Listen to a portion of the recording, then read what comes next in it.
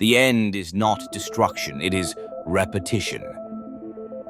In the far future, reality has collapsed into a singular repeating moment, the final breath of a dying world. Time fractures around you, the loop resets, matter rewinds, energy pulses backward, and yet you remember. Somewhere hidden in the folds of causality is the way out, a path to break the loop. But to escape, you must master the loop first. You must research, construct, and evolve through endless cycles, gathering the very essence of the dying universe.